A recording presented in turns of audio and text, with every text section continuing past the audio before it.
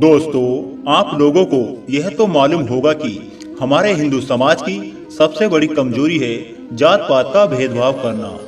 और इन्हीं आपसी भेदभाव के कारण हमारा हिंदू समाज हजारों वर्षों तक गुलाम बना रहा और हमारे देश हिंदुस्तान पर मुगलों ने हमला किया।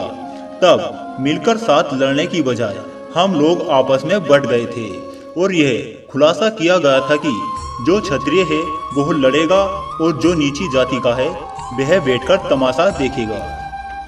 जिन्हें हम नीची जाति का कहकर अपमानित करते रहे और चमार कहकर अछूत कहते रहे और यहाँ तक कि बड़े पूर्वज इन्हें छूने से भी कतराते रहे, लेकिन असल में वो लोग चवर वंश के क्षत्रिय हैं। इस बात का खुलासा डॉक्टर विजय शंकर ने अपनी एक पुस्तक में किया। जब हमारे भारत देश पर तुर्कियों का शासन हुआ करता था, उस समय में चमार कहकर पुकारे जाने वाले इस वंश का भी भारत के पश्चिम भाग पर शासन हुआ करता था और इस वंश के राजा चवर सेन थे। आज के समय में जिन लोगों को चमार और नीची जाति का कहकर संबोधित किया जाता है, इतिहास में उन लोगों को कभी ऐसे संबोधित नहीं किया जाता था। प्राचीन काल में ना तो चमार शब्द पाया जाता था और ना ही इस नाम की कोई जाति भी थी।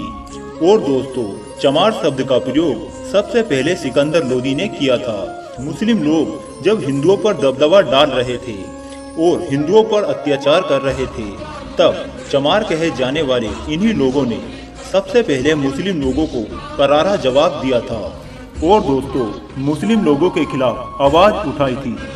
चमारों लोगों को दबाने के लिए सिकंदर लोदी ने बलपूर्वक उन्हें चरम के काम में डाल दिया था और उन लोगों का अपमान करने के लिए चमार शब्द का प्रयोग किया था। चमार कहलाने वाली इस जाति के गुरु संत रैदास, जिन्हें आज रविदास के नाम से जाना जाता है, उन्होंने सारी दुनिया के सामने मुल्ला फकीर को लड़ाई में हरा दिया था। मुल्ला फकीर ने अपनी हार मान ली थी और वो हिंदू बन गया था, लेकिन सिकंदर लोदी गुस्से से आंख बबूला हो गया था और उन्होंने संत रैदास को जेल में डाल दिया था। उसके बाद चवर सेन के इन वीरों ने दिल्ली को चारों तरफ से घेर लिया था और इसी के चलते सिकंदर लोदी को संत रैदास को छोड़ना पड़ा था। चवर वंश के इन वीरों ने कई बलिदान दिए, हिंदू धर्म का पूरा साथ दिया।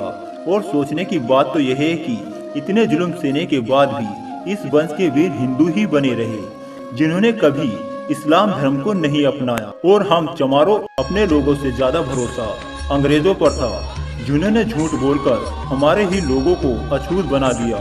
और दोस्तों, अगर आज हमारा हिंदू समाज टिका हुआ है, उसका कारण चवर वंश के ये वीर ही हैं। उन्होंने अपने आप को नीच कहलाना पसंद किया और दूसरों के नीचे काम करना पसंद किया, पर इस्लाम धर्म को कभी नहीं अपनाया। तो दोस्तों, यह सब जानने के बाद आप समझ गए होंगे कि हम चमार नीच और अछूत नहीं हैं।